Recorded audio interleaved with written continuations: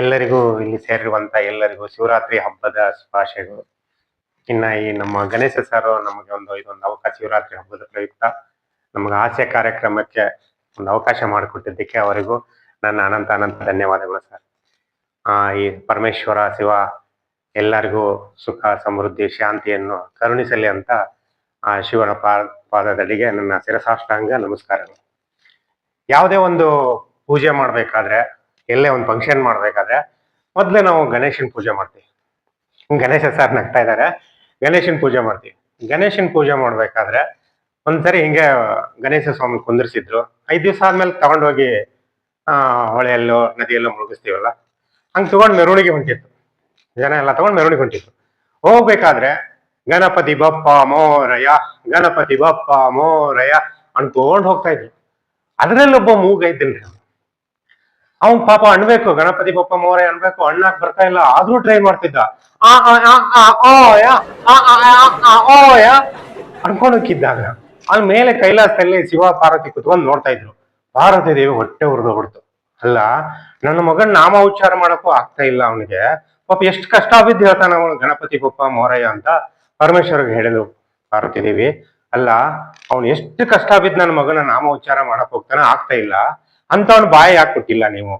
ಅವನಿಗೆ ಬಾಯಿ ಕೊಡಿ ಅಂತ. ಅದಕ್ಕೆ ಪರಮೇಶ್ವರ ಹೇಳಿದಂತೆ, ಬೇಡ ದೇವಿ, ನಾನು ಯಾರಿಗೆ ಏನ್ ಕೊಡ್ಬೇಕೋ ಕೊಟ್ಬಿಟ್ಟಿದ್ದೀನಿ, ಮತ್ತೆ ಅವ್ರಿಗೆ ಕೊಡೋದ್ ಬೇಡ. ಇಲ್ಲ, ನೀವು ಕೊಡ್ಲೇಬೇಕು, ಅವನು ನನ್ನ ಮಗನ ನಾಮ ಉಚ್ಚಾರ ಮಾಡ್ಬೇಕು, ಅವ್ನು ಸರಿಯಾಗಿ ಬರ್ತಾ ಇಲ್ಲ ಅವನಿಗೆ, ನೀವು ಕೊಡ್ಲೇಬೇಕು ಅಂತ ಹಠ ಅಂದ್ರೆ ಹಠ. ಪರಮೇಶ್ವರ ಹೇಳಿದ, ಬೇಡ ದೇವಿ, ನನ್ನ ಮಾತು ಕೇಳು, ಈ ಮನುಷ್ಯರಿಗೆ ನಾವ್ ಏನ್ ಬೇಕು ಕೊಡ್ಬೇಕೋ ಕೊಟ್ಬಿಟ್ಟಿದ್ದೀನಿ, ಮತ್ತೆ ತಿರ್ಗಿ ಅವ್ರಿಗೆ ಏನು ಕೊಡೋದ್ ಬೇಡ. ಇಲ್ಲ, ನೀವು ಕೊಡ್ಲೇಬೇಕಂದ್ರೆ ಕೊಡ್ಲೇಬೇಕು, ಹಠ ಅಂದ್ರೆ ಹಠ. ಸರಿ ಆಯ್ತು, ನೀನ್ ಹೇಳ್ದಂಗ ಆಗ್ಲಿ, ನೋಡ್ಬೇಕಾದ್ರೆ ಅಂತೇಳಿ ಒಂದು ಮಂತ್ರಶಕ್ತಿ ನೀರು ತಗೊಂಡು ಗೊಜ್ಜಿ ಬಿಟ್ಟಾರಿ ಆ ಮಗು. ಮೂಗು ಗೊಜ್ಜಿದ ತಕ್ಷಣ ಬಾಯಿ ಬಂದ್ಬಿಡ್ತದೆ. ಯಾವನೇ ಅವ್ನು ಸೊಳೆ ಮಗ ನೀರ್ ಹಾಕಿದ್ದು, ಈ ನೀರ್ ಹಾಕಿದ್ರೆ ಮತ್ತೆ ಮಾಡಿದ್ರು ಅವ್ರು ಸೊಳ ಮಕ್ಕಳು ಅಂದ್ಬಿಟ್ಟ. ಬೇಕಾಗಿತ್ತ ದೇವಿ ಅಂದ ಪರಮೇಶ್ವರ. ಬೇಡ, ಮೊದಲು ತೆಗಿ ಬಡ್ಡಿ ಮಗನ ಬಾಯಿ ಅವಂದು ಅಂತ ಪಾರ್ವತಿದ್ವಿ. ಅದಕ್ಕೆ ನಾವ್ ಹೇಳ್ತೀವಿ, ಪಾಪ ಅವ್ನಿಗೆ ಹಂಗಾಗೈತಿ, ಕಿವಿ ಕೇಳಿಸೋದು, ಅವ್ನ್ ಕಣ್ಣಿಲ್ಲ ಅಂತ ನಾವ್ ಹೇಳ್ತೀವಿ. ಭಗವಂತ ಆ ಶಿವ ನಮ್ಗೆ ಏನ್ ಕೊಡ್ಬೇಕೋ ಮುಂಚಿದವಾಗೆ ಕೊಟ್ಬಿಟ್ಟಿರ್ತೀವಿ. ನಾವು ಸುಮ್ನೆ ಹೇಳ್ತೀವಿ ಅದು ಹಂಗ ಆಗ್ಬಾರ್ದಾಗಿತ್ತು, ಇದು ಹಿಂಗಾಗ್ಬಾರ್ದಾಗಿತ್ತು ಅಂತ. ಇನ್ನ ಗಣೇಶ ಸ್ವಾಮಿ ನೋಡಿರ್ಬೇಕಾದ್ರೆ ಗಣೇಶ ಚತುರ್ಥಿಯಲ್ಲಿ ಗಣೇಶನಪ್ಪ ಎಲ್ಲಿ ಮೂಲೆಯಲ್ಲೂ ಗಣೇಶನ್ ಕುಂದ್ರಿಸಿ ಎಲ್ಲಾರು ಮೆರವಣಿಗೆ ಮಾಡ್ತೀವ್ರಿ ನಾವು, ಹೌದಾ? ಹಾಗೆ 5 ದಿವಸ ಆದ್ಮೇಲೆ ಹೊಳಿಗೆ ಹಾಕ್ಬಿಡ್ತೀವಿ. ಹೊಳಿಗೆ ಹಾಕಿದ ತಕ್ಷಣ ಗಣೇಶ ಸ್ವಾಮಿ ಮೇಲ್ಗಡೆ ಕೈಲಾಸಕ್ಕೆ ಬಂದಂತೆ ಪಾರ್ವತಿ ಪರಮೇಶ್ವರ ಕುಂತಿದ್ರು. ಗಣೇಶ ಹೋಗಿ ಒಂದ್ ಚೇರ್ ಹಾಕೊಂಡು ಕಾಲ್ ಮೇಲೆ ಕಾಲ್ ಹಾಕೊಂಡು ಕುತ್ಕೊಂಡ್ಬಿಟ್ಟ. ಅದಕ್ಕೆ ಪರಮೇಶ್ವರ, ಯಾಕಪ್ಪ ಮುಗಿತಾ ಇಲ್ಲ? ಏನು, ನಾನು ಇಡೀ ಭೂಮಂಡಲದಲ್ಲೇ ನೋಡ್ರಿ, ನೀವು ನಾನೇ ಅಧಿಪತಿ, ಲೋಕಾಧಿಪತಿ, ನಾನೇ ಸರ್ವಶ್ರೇಷ್ಠ ಅಂತೀರ ನೀವು. ಅಲ್ಲಿ ಏನ್ ಭೂಲೋಕದಲ್ಲಿ ಏನು ಇಲ್ಲ, ನಿಮ್ದೇನು ಇಲ್ವೇ ಇಲ್ಲ, ಎಲ್ಲ ನಂದೇ. ನೋಡಿ, ಗಲ್ಲಿಯಲ್ಲಿ ನಂದೇ ಗಣೇಶನೇ ಕುಂದಿರ್ತಾರೆ. ಅಲ್ಲಿ ಯಾರೋ ಗೃಹ ಪ್ರವೇಶ ಮಾಡಿದ್ರು, ಮಣಿ ಓಪನಿಂಗ್ ಮಾಡಿದ್ರು ಅವ್ರು. ಅಲ್ಲಿ ಗಣೇಶ ಪೂಜೆ ಮಾಡ್ಬೇಕಪ್ಪ ಅಂತ ಹೇಳ್ತಿದ್ರು. ನಂದೇ ಪೂಜೆಯಲ್ಲಿ, ನಿಮ್ದು ಇಲ್ವೇ ಇಲ್ಲ, ಹೆಸರು ಸಹ ಹೇಳಿಲ್ಲ, ಶಿವಪಾರ್ವತಿ ಅಂತ ಹೆಸರೇ ಹೇಳಿಲ್ಲ. ಇನ್ನ ಅಲ್ಲಿ ಯಾರೋ ಭೂಮಿ ಪೂಜೆ ಮಾಡಿದ, ಗಣೇಶನ ಸ್ವಾಮಿ ಪೂಜೆ ಮಾಡ್ಬೇಕಪ್ಪ ಅಂದ್ರು, ನಿಮ್ದು ಇಲ್ಲೇ ಇಲ್ಲ. ಅಲ್ಲಿ ಯಾರೋ ಹೋಮ ಮಾಡಕತ್ತಿದ್ರು, ಗಣ ಹೋಮ ಮಾಡ್ಬೇಕಂದ್ರು, ಶಿವಪಾರ್ವತಿದ್ ಇಲ್ಲೇ ಇಲ್ಲ, ಏನಿದ್ರು ನಂದೇ ಅಪ್ಪ ಅಂತಂದ. ಅದೇ ಪರಮೇಶ್ವರ ಮುಗುಳ್ನಿಗೆ ನಗ್ತಾ ಇದ್ದ. ಹೌದಪ್ಪ, ನಿಂದೇನೆ, ನೋಡ್ಬೇಕಲ್ಲ ನಾನು. ಬನ್ರಿ ಹೋಗೋಣ, ಈಗ ನಾ ಕರ್ಕೊಂಡೋಗಿ ನಿಮ್ಮನ್ನ. ನಡಿ, ಆಯ್ತು ಹೋಗೋಣ. ಹಿಂಗ್ ಹೋಗೋದ್ ಬೇಡ, ನಾವು ವೇಷ ಬದಲಿಸ್ಕೊಂಡು ಹೋಗೋಣ, ಇದೇ ವೇಷದಲ್ಲಿ ಹೋಗೋದ್ ಬೇಡ. ಸರಿ ಆಯ್ತು, ವೇಷ ಬದಲಿಸ್ಕೊಂಡು ಭೂಲೋಕಕ್ಕೆ ಬಂದ್ರು. ಬನ್ನಿ, ಅಲ್ಲಿ ಆ ಪಕ್ಕದ ರೋಡಿ ಕರ್ಕೊಂಡೋಗ್ತೀನಿ ಬನ್ನಿ ಅಂದ ಗಣೇಶ ಸ್ವಾಮಿ. ಅದಕ್ಕೆ ಪರಮೇಶ್ವರ, ಬೇಡ ಬೇಡ, ಬಾ, ನೀನು ತೋರಿಸ್ತೀನಿ, ನಿಜವಾದದ್ದು ತೋರಿಸ್ತೀನಿ ಬಾ ನಿನ್ಗೆ. ಇಲ್ಲ, ಇಲ್ಲಿ ನೋಡ್ಬರ್ರಿ, ಇಲ್ಲೇ ನಂದೇ ಮೂರ್ತಿ ಕುಂದಿರ್ಸಿರೋದು, ಇನ್ನೂ ಕುಂದಿರ್ಸಿರೋ ನೋಡಿ ತೋರಿಸ್ತೀನಿ ಬರ್ರಿ.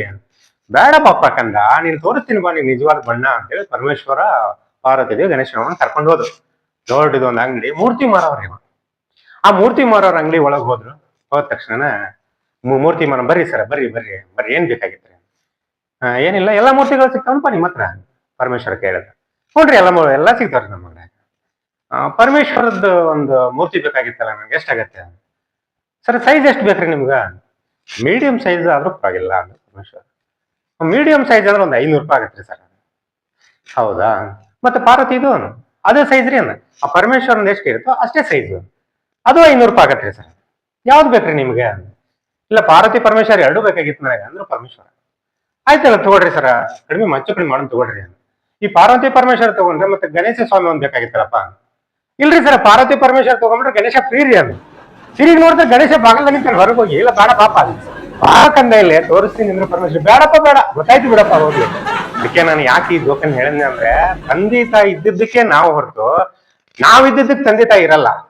ಅದಕ್ಕೆ ಗಣೇಶ ಸ್ವಾಮಿಗೆ ಪಾರ್ವತಿ ಪರಮೇಶ್ವರ ಅರ್ಥ ಮಾಡಿದ್ರು. ಆಮೇಲೆ ಅವ್ನು ಗೊತ್ತು, ನಿಮ್ಗೆಲ್ಲರಿಗೂ ಗೊತ್ತಿರೋ ವಿಷಯನೇ, ಇಡೀ ಭೂಮಂಡಲ ಯಾರು ಮೊದಲು ಸುತ್ತಿ ಬರ್ತಾರಂತೆ ಸುಬ್ರಹ್ಮಣ್ಯ ಸ್ವಾಮಿಗೆ ಗಣೇಶ ಸ್ವಾಮಿಗೆ ಹೇಳಿದ್ರೆ ಗಣೇಶ ಸ್ವಾಮಿ ಪಾರ್ವತಿ ಪರಮೇಶ್ವರನ ಸುತ್ತಿ ಬಿಟ್ಟ. ಅವ್ ಗೊತ್ತಾಯ್ತು ಆಮೇಲೆ ಪಾರ್ವತಿ ಪರಮೇಶ್ವರ ನಮ್ಮ ಅಪ್ಪನೇ ಇಡೀ ವಿಶ್ವದ ಅಧಿಪತಿ ಅಂತ ಅವ್ರಿಗೆ ಗೊತ್ತಾಯ್ತು. ಇನ್ನ ಈ ಹಾಸ್ಯಗಾರರು ಹೆಂಗಿರ್ತಾರಂದ್ರೆ ಆ ದೇವರನ್ನು ಹಾಸ್ಯ ಮಾಡ್ತಾರೆ ನೋಡ್ರಿ. ಪರಮೇಶ್ವರ ಬಡವ, ಕೆಲ್ಸ ಇಲ್ಲ, ಭಿಕ್ಷೆ ಬೇಡ್ತಾನೆ. ಇನ್ನು ಮಕ್ಳು ಇಬ್ರು, ಒಬ್ಬನಿಗೆ 6 ಮುಖ, ಒಬ್ಬನಿಗೆ ಆಣಿ ಮುಖ. ಇನ್ನು ಮನ್ಯಾಗ ದೊಡ್ಡ ಪ್ರಾಣಿ ಸಂಗ್ರಹಾಲಯ ಐತಿ, ಸಿಂಹ, ಹಸು, ನವಿಲು, ಇಲಿ ಎಲ್ಲ ಅದಾವು. ಇಷ್ಟು ಬಡವಿದ್ದ ಪರಮೇಶ್ವರ ಹೆಂಗ ಸಾಕ್ತಾನ ಅಂತ ಕೇಳಿದ್ರೆ ಅನ್ನಪೂರ್ಣೇಶ್ವರಿ ಮನೆಯಲ್ಲಿದ್ದು, ಅದಕ್ಕೆ ಎಲ್ಲಾರನ್ನೂ ಸಾಕಾಯ್ತು. ಇಷ್ಟ ಇದೆ, ಅನ್ನಪೂರ್ಣೇಶ್ವರಿ ಇದ್ದಿದ್ದಕ್ಕೆ ಎಲ್ಲಾರನ್ನೂ ಸಾಕಾಯ್ತು. ಇನ್ನು ನಾನು ಏನ್ ಹೇಳ್ಬೇಕಂತಂದ್ರೆ ಒಂದೊಂದನ್ನ ನಾವು ಕೆಲವು ವಸ್ತು ವಿಚಾರಗಳನ್ನ ನಾವು ಒಳ್ಳೇದ್ ಮಾಡಕ್ ಹೋಗ್ತೀವಿ, ಅದು ಕೆಟ್ಟಿದ್ದಾಗತ್ತೆ. ಯಾಕಂತಂದ್ರೆ ಒಂದ್ಸರಿ ಯಮರಾಜ ವಿಷ್ಣು ಅವ್ರ ಮನೆಗೆ ಬಂದ, ದೇವ್ರ ವಿಷ್ಣು ಮನೆಗೆ ಬಂದ. ಅಲ್ಲಿ ಗರುಡ ಗಂಬದ ಮೇಲೆ ಗರುಡ ಕುತ್ಕೊಂಡಿತ್ತು. ಯಮರಾಜ ಕೇಳಿದ, ಇದಾರನಪ್ಪ ವಿಷ್ಣು? ನಾನು ಇಲ್ಲಿದ್ದೀನಿ ಅಂದ್ರೆ ಅವ್ರ ಒಳಗೆ ಇದ್ದೇ ಇರ್ತಾರ ಅಂತ ಗರುಡ. ಹೌದಲ್ಲ, ಇನ್ನೇನು ಹೋಗ್ಬೇಕು. ತಿರುಗಿ ನೋಡಿದ, ಒಂದು ಮರದ ಒಣಗಿ ಮೇಲೆ ಒಂದು ಗುಬ್ಬಿ ಕುತ್ಕೊಂಡಿತ್ತು. ಅದು ನೋಡಿ ಅಂದ ಯಮರಾಜ. ಗುಬ್ಬಿ ಅಳಕ್ ಶುರು ಮಾಡ್ಬಿಡ್ತು. ಯಮರಾಜ ನಾನು ನೋಡಿ ಹೋಗ್ಕರ್ಸಿ ಹೋಗ್ಯಾನಂತಂದ್ರ ಇವತ್ತು ನನ್ನ ಸಾವು ತುಂಬಿತು, ಇನ್ನ ಬದುಕಕ್ ಚಾನ್ಸೇ ಇಲ್ಲ ಅಂತ ಅಳಕ್ ಶುರು ಮಾಡ್ತು. ಗರುಡ ಕೇಳಿಸ್ತದ, ಹೋಗಿ ಕೇಳ್ತು, ಯಾಕೆ ಅಳಕತ್ತಿದ್ಯಾ? ಇಲ್ಲ, ಯಮರಾಜ ನಾನು ನೋಡಿ ಹೋಗ್ಕರ್ಸುವಾಗ ಇವತ್ತು ನನ್ನ ಸಾವು ಮುಗೀತು, ನನ್ನ ಸಾವು ಬಂತಂತ ಲೆಕ್ಕ. ಹುಚ್ಚ, ಅದೇಂಗ ಸಾವು ತಗೊಂಡ್ ಹೋಗ್ತಾನೆ, ನಾನು ನೋಡೇ ಬಿಡ್ತೀನಿ. ಸರಿ, ನಾನು ದುಗ್ಗದ ಮೇಲೆ ಕುಂದಿರ್ತೀನ ಅಂತ. ಹುಚ್ಚ, ನನ್ನ ವೇಗಕ್ಕನ ಸತ್ತೋಗ್ಬಿಡ್ತೀನಿ, ಬೇಡ ಬಾ ಇಲ್ಲಂತೆ. ಗರುಡ ನನ್ನ ಕಾಲಲ್ಲಿ ಹಿಡ್ಕೊಂಡು ಒಂದೇ ಸರಿ ಹಾರ್ಬಿಡ್ತು. ಹಿಮಗಿರಿ ಬೆಟ್ಟದ ಮೇಲೆ ಒಂದು ಆಲದ ಮರದ ಮೇಲೆ ಒಂದು ಟಂಗಿಯ ಮೇಲೆ ಬಿಟ್ಬಿಟ್ಟು ಮತ್ತೆ ಬಂದು ಏನೋ ನಡೆದೇ ಇಲ್ಲ ಅನ್ನೋ ತರ ಆ ಗರುಡ ಗಮದ ಮೇಲೆ ಕುತ್ಕೊಂಡ್ಬಿಡ್ತು ಗರುಡ. ಯಮರಾಜ ಮುಗಿಸ್ಕೊಂಡು ವಾಪಸ್ ಬಂದು ಗುಬ್ಬಿ ನೋಡ್ತಾನೆ, ಗುಬ್ಬಿಲ್ಲ. ಇಲ್ಲೊಂದು ಗುಬ್ಬಿ ಕುಂತಿತ್ತಲ್ಲ, ಎಲ್ಲಿ ಹೋಯ್ತು ಅಂತ ಗರುಡನ್ ಕೇಳಿದ ಯಮರಾಜ. ಯಾಕ, ಏನಾಗಬೇಕಾಗಿತ್ತು ನಿನಗ? ಹೋದ ಅಂತಂದ. ಇಲ್ಲ, ಇವತ್ತು ಬೆಳಗ್ಗೆ ನೋಡಿದೆ ಸಾವು, ಇವತ್ತು ಯಾರ್ಯಾರು ಸಾವು ಐತೆ ಅಂತ ನೋಡಿದೆ. ಆ ಗುಬ್ಬಿ ಸಾವ ಹಿಮಗಿರಿ ಬೆಟ್ಟದ ಮೇಲೆ ಒಂದು ಆಲದ ಮರದಲ್ಲಿ ಇತ್ತು ಅಂತ ಬರ್ದಿತ್ತು, ಅಲ್ಲಿ ಸಾವಿರ ಇಲ್ಲೇ ಕುಂತೈತೆ ಅಂತ ಹೋದೆ ನಾನು. ಅಯ್ಯೋ, ಇವನು ಎಂತ ಕೆಲ್ಸ ಆತುವಪ್ಪ ಅಂತ ಗರುಡ ಇಮಿಡಿಯೇಟ್ ಅಲ್ಲಿ ಹಾರ ಹೋಗ್ತಿದ್ದ. ಇದಕ್ಕೆ ಅದನ್ನ ತಂಬ್ರಕ್ನ ಎಂತ ತಪ್ಪು ಮಾಡ್ಬೇಕನಲ್ಲ ಅಂತೇಳಿ ಆ ಹಿಮಗಿರಿ ಬೆಟ್ಟಕ್ಕೆ ಹೋದ್ರೆ ಅಲ್ಲಿ ಹೋಗ್ಬಿಟ್ರೆ ಸತ್ತೋಗಿತ್ತು ಗುಬ್ಬಿ. ಈ ಕತೆ, ನೀತಿ ಕಥೆಯಿಂದ ಏನಪ್ಪಾ ಅಂತಂದ್ರೆ, ನಾವು ಹೇಳ್ತೀವಿ ಇಲ್ಲ ಅವನ ಜೊತೆಲಿ ಹೋಗಿದ್ರೆ ಅವ್ನು ಸಾಯ್ತಾ ಇರ್ಲಿಲ್ಲ, ಅವನ ಜೊತೆಲಿ ಹೋಗಿದ್ರೆ ಕಲ್ ಮರ್ಕೊಂತಿರ್ಲಿಲ್ಲ, ಅವ್ನ್ ಬಸ್ಸಲ್ಲಿ ಹೋಗ್ಬೇಕಾಗಿತ್ತು, ಗಾಡಿಯಲ್ಲಿ ಹೋಗ್ಬೇಕು. ಇವೆಲ್ಲ ಸುಳ್ಳು, ಕಟ್ಟ ಕತೆ. ಯಾಕಂತ ಭಗವಂತ ಹುಟ್ಟು ಸಾವು ಎರಡು ಒಟ್ಟಿಗೆ ಬರ್ಬಿಟ್ಟಿರ್ತಾನೆ. ಮಧ್ಯೆ ಜೀವನ ಅಷ್ಟೇ ನಮಗ್ ಕೊಟ್ಟಿರ್ತಾನೆ. ಅರ್ಥ ಆಯ್ತಲ್ಲ? ಇಷ್ಟೇ ಈ ನೀತಿ ಕತೆ ಅನ್ನೋದಂದ್ರೆ. ಇನ್ನ ಎಷ್ಟು ಜನ ಹೇಳ್ತಿರ್ತೀರಾ, ನಾನು ಯಾರಿಗೂ ಬೇಡ, ನಮ್ಮ ಅಪ್ಪ ಅಮ್ಮ ಸೇರುದಿಲ್ಲ, ನಮ್ಮ ಅಣ್ಣ ತಮ್ಮರು ಸೇರುದಿಲ್ಲ, ನನ್ ಗಂಡ ಸೇರೋಲ್ಲ, ಇಲ್ಲ ನಾನು ಹೆಂಡತಿ ಸೇರೋಳು, ನನ್ಗೆ ಯಾರು ನಾನು ಬೇಡಾಗಿರೋಣ ನಾನು ಅಂತ ಹೇಳ್ತಿರ್ತಾರಲ್ಲ. ಅದಕ್ಕೆ ಪರಮೇಶ್ವರ್ ನೋಡ್ರಿ, ಯಾರಿಗೆ ಬೇಡವಾಗಿರೋ ಎಲೆ ಬಿಲ್ಪತ್ರೆ ಯಾರಿಗೂ ಬೇಡ, ಅದು ಯಾವ ದೇವ್ರಿಗೂ ಬೇಡ, ಆದ್ರೆ ಅದು ಶಿವನಿಗೆ ಇಷ್ಟ. ಇನ್ನ ಯಾರಿಗೆ ಬೇಡವಾಗಿರೋ ಹೂ, ಯಾರಿಗೂ ಬೇಡ ಹೂ, ಎಕ್ಕೆ ಹೂ ಯಾವ ದೇವ್ರಿಗೂ ಬೇಡ, ಅದು ಶಿವನಿಗೆ ಇಷ್ಟ. ಇನ್ನು ಯಾರಿಗೆ ಬೇಡವಾಗಿರೋ ಕೆಲ್ಸ ಭಿಕ್ಷಾಟನೆ, ಯಾರಿಗೂ ಬೇಡ, ಯಾರು ಇಷ್ಟಪಡಲ್ಲ, ಭಿಕ್ಷೆ ಬೇಡ್ಬೇಕಂತ ಯಾರು ಇಷ್ಟಪಡಲ್ಲ, ಆದ್ರೆ ಅದು ಶಿವನಿಗೆ ಇಷ್ಟ. ಇನ್ನು ಯಾರು ಹೋಗದೆ ಇರೋ ಜಾಗ, ಯಾರು ಹೋಗಕ್ ಇಷ್ಟಪಡಲ್ಲ, ಸ್ಮಶಾನ ಯಾರು ಹೋಗೋದಿಲ್ಲ ಅಲ್ಲಿ, ಅದು ಶಿವನಿಗೆ ಇಷ್ಟ. ಇಷ್ಟೇ ತಿಳ್ಕೊಡ್ರಿ, ನಾವ್ ಯಾರಿಗ್ಯಾರೋ ಬೇಡ ಆಗಿದೀವಿ ಅಂದ್ರೆ ಅದು ಶಿವನಿಗೆ ಖಂಡಿತ ನಾವ್ ಇಷ್ಟ ಆಗೇ ಆಗಿರ್ತೀವಿ. ನನಗೆ ಅವ್ರ ಸೇರಿಯಲ್ಲ ಇರ್ತಾರೆ ಅನ್ಕೊಳ್ಳೇಬೇಡಿ. ನಮ್ಗೆ ಯಾರು ಇಷ್ಟ ಆಗ್ಲಿಲ್ವಾ, ನಮ್ ಕ್ಯಾರೆಕ್ಟರ್ ಯಾರು ಇಷ್ಟ ಆಗ್ಲಿಲ್ಲ, ನಮ್ಮ ಒಳ್ಳೆತನ ಯಾರಿಗೂ ಇಷ್ಟ ಆಗ್ಲಿಲ್ವಾ, ಖಂಡಿತ ಆ ಶಿವನಿಗೆ ನಾವು ಇಷ್ಟ ಆಗೇ ಆಗ್ತೀವಿ. ಎಲ್ಲಾರ ಮನೇಲಿ ಗಂಡ ಹೆಂಡತಿ ಜಗಳ ಇದ್ದೇ ಇರ್ತಾರೆ. ನಮ್ಮ ಮನೆಗೂ ಗಂಡ ಹೆಂಡತಿ ಜಗಳ ಇದ್ದಿದ್ದಾರೆ. ಏನಾಗಿತ್ತಂದ್ರೆ ನೋಡ್ರಿ, ಗಂಡ ಹೆಂಡತಿ ಇರೋದೇ ಜಗಳ ಮಾಡಾಕಿವು. ಇಲ್ಲಿ ಯಾರ ಮನ್ಯಾಗಾರ ಕೇಳ್ರಿ, ನಾನು ಇಷ್ಟು ಮಂದಿ ಇದೀನಿ, ಇಲ್ಲಿ ಬಂದಿರಲ್ಲ, ಗಂಡ ಹೆಂಡತಿ ಜೊತೆಲಿ ಕುಂತಿರಲ್ಲ, ನಾನು ಮದುವೆ ಆದ್ಮೇಲೆ ನೆಮ್ಮದಿ ಆಗಿದ್ದೀನಿ ಅಂತ ಯಾರ ಒಬ್ನಾರ ಕೈ ಎತ್ರಿ. ಪಕ್ಕದಲ್ಲಿ ಎಂತದ ಅಂತ ಎತ್ಕೋದ್ ಹೊರತಾಗಿ ಒಬ್ರೇ ಬಂದ್ರೆ ದೇವರಾನಿಗೂ ಎತ್ತೋದಿಲ್ಲ ಕೈನ. ನಮ್ದು ಹಂಗ ಜಗಳ ಆಯ್ತು. ನಾನು ಏನ್ ತಿಂತೀವಿ ಎಲ್ಲದಕ್ಕೂ ಹಾಕೇರಿ ಕುಂದ್ರಬೇಕು, ಎದ್ದೇಳ್ಬೇಕು, ನಾನು ಹಂಗ ನಡೆಸ್ತಾಳ.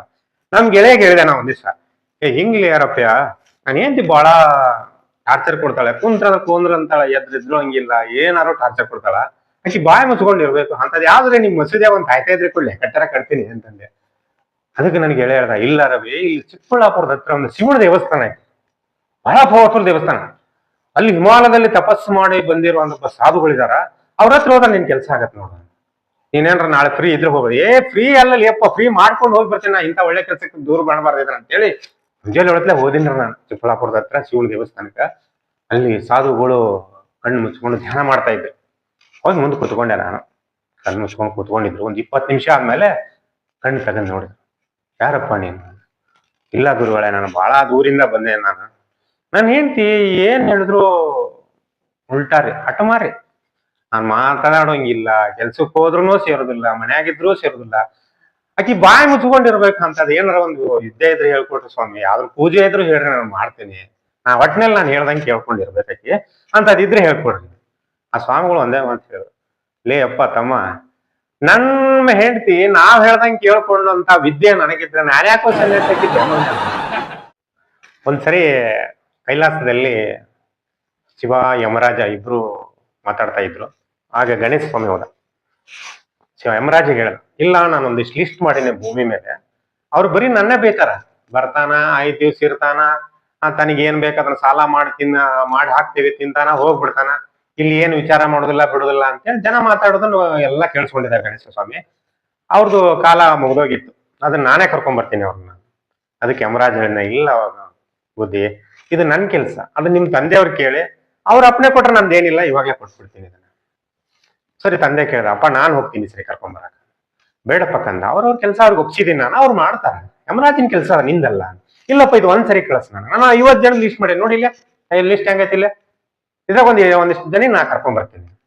ಬಹಳ ಹಠ ಮಾಡಕ್ ಶುರು ಮಾಡಿದ್ರೆ. ಪಾರ್ವತಿ ದೇವಿ ಬಂದು ಇಷ್ಟು ಕೇಳ್ತಾನ ಮಗ, ಕಳಿಸ್ಕೊಡ್ರಿ ಒಂದ್ಸರಿ. ಪಾರ್ವತಿ ಹೇಳಿದ್ಮೇಲೆ ಪರಮೇಶ್ವರ್ ಮುಗೀತು. ಎಲ್ಲ ಭೂಮಿ ಮೇಲೆ ಎಲ್ಲಾರು ಹಂಗೆ ತಾನೆ, ಹೆಂಡತಿ ಹೇಳಿದ್ಮೇಲೆ ಗಂಡನ ಕೆಲಸ ಮುಗೀತು ಅಷ್ಟೇನೆ. ಪಾರ್ವತಿ ಹೇಳಿದಕ್ಕೆ ಪರಮೇಶ್ವರ ಆಯ್ತಮ್ಮ ಕಳಿಸು ಅಂತೇಳಿ ಗಣೇಶನ್ ಕಳಿಸಿದ್ರು. ಮೊದಲನೇದ ಅವನ ಮನೆಗೆ ಬಂದು ಬಾಗಿಲು ದಾರ್ಸಿದ. ಬಾಗಿಲು ತಗ, ಹಾ ಗಣೇಶ ಸ್ವಾಮಿ ಏನಪ್ಪ ಈಗ ಬಂದ್ಬಿಟ್ಟಿದೆ, ಗಣೇಶ ಚೌತ್ರಿ ಮುಗೀತಲ್ಲ ಅಂತ. ಇಲ್ಲ ನಿಂದು ಇದು ಮುಗೀತಪ್ಪ, ಅವಧಿ ಮುಗೀತಿ ಅಂತ. ಈಗ ಕರ್ಕೊಂಡು ಹೋಗಿ ಬಂದಿನ. ನಿಂದಲ್ಲದ ಕೆಲಸ, ಯಮರಾಜ್ ಬರ್ಬೇಕು ಅಂದ ಅವನು.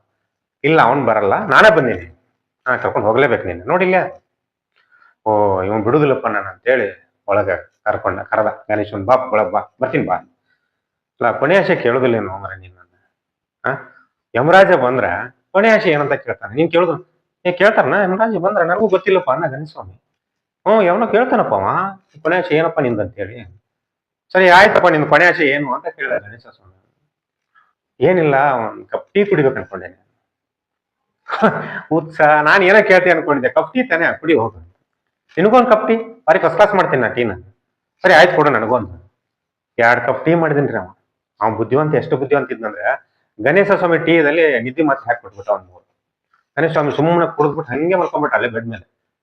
ಏನ್ 4 ಅವರ್ ನಿದ್ದೆ, ಎದ್ದೇಳೇ ಇಲ್ಲ ಗಣೇಶ ಸ್ವಾಮಿ. ಇವ ಏನ್ ಮಾಡಿದ, ಬಡ್ಡಿ ಮಗ ಹೊತ್ತಿಗೆ ಆ ಮೇಲಿನ ಹೆಸರು ತೆಗೆದು 50ನೇದಕ್ಕ 50ನೇದ ಹೆಸರು ತೆಗೆದು ಮೊದಲು ಹಾಕಿದ್ದ. ಅವ್ನು ಗಣೇಶ ಎದ್ರೊಳಗ 4 ಅವರ್ ಆದ್ಮೇಲೆ ಎದ್ದ ಪಂತಿಕೊಂಡು, ಏನ್ರಿ ಇದು ಟೈಮ್ ಇಷ್ಟ ಆಗೋಗ್ಬಿಡ್ತು, ಅಲ್ಲಿ ದೇವಲೋಕದ ನಿದ್ದಿನ ಬರುದಿಲ್ಲ ಯಪ್ಪ, ಇಲ್ಲಿ ಯಾವ ನಿದ್ದೆ ಬರ್ತೈತಿ ಇಲ್ಲಿ ಭೂಲೋಕದಲ್ಲಿ ಅಂದ ಗಣೇಶ. ಇನ್ನೊಂದು ಕಪ್ ಟೀ ಕೊಡ್ಲೇನ ಅಂತ ಕೇಳ್ದವ. ಬೇಡ ಈಗ ಕುಡ್ದಿದ್ದಕ್ಕೆ 4 ಅವರ್ ನಿದ್ದೆ ಮಾಡೇನಿ, ಅಲ್ಲಿ ಅಪ್ಪ ಅಮ್ಮ ಬೇರೆ ಕಾಯ್ತಿರ್ತಾರೆ ಕೈಲಾಸಲ್ಲಿ, ಹೋಗ್ಬಿಡೋಣ ಇವಾಗ. ನೋಡಪ್ಪ ನನಗೆ ಎಷ್ಟೋ ದಿವಸದಿಂದ ನಿದ್ದೆ ಮಾಡಿಸಿಲ್ಲ, ನೀನು ನಿದ್ದೆ ಮಾಡಿಸ್ಬಿಟ್ಟಿ ನಾನು ಇವತ್ತ, ನಿನ್ಗೆ ನಾನು ಏನಾರು ಕೊಡ್ಬೇಕಲ್ಲ, ಕೊಡ್ಬೇಕಂತ ಮಾಡಿದೆ. ಅದಕ್ಕೆ ನಾನೊಂದು ತೀರ್ಮಾನ ಮಾಡಿದ್ದೀನಿ, ಇವತ್ತು ಮೊದಲೇ ಅವ್ನು ಕರ್ಕೊಂಡು ಹೋಗೋದಿಲ್ಲ, ಲಾಸ್ಟ್ 50 ಕರ್ಕೊಂಡು ಹೋಗ್ಬೇಕಂತ ತೀರ್ಮಾನ ಮಾಡ್ಬಿಟ್ಟಿದ್ದೀನಿ. ಅರ್ಥ ಆಯ್ತಲ್ಲ? ನಾವು ಎಲ್ಲೇ ಮೋಸ ಮಾಡಿದ್ರು ದೇವರಿಗೆ ಮೋಸ ಮಾಡಕ್ ಆಗುದಿಲ್ಲ. ಎಲ್ಲರೂ ಮತ್ತೊಮ್ಮೆ ಶಿವರಾತ್ರಿ ಹಬ್ಬದ ಹಾರ್ದಿಕ ಶುಭಾಶಯಗಳು. ಇದರಲ್ಲಿ ನಾನು ಮಾತಾಡೋದ್ರಲ್ಲಿ ಏನಾದ್ರೂ ದಯವಿಟ್ಟು ತಪ್ಪಾಗಿದ್ದರೆ ದಯವಿಟ್ಟು ಕ್ಷಮೆ ಇರಲಿ.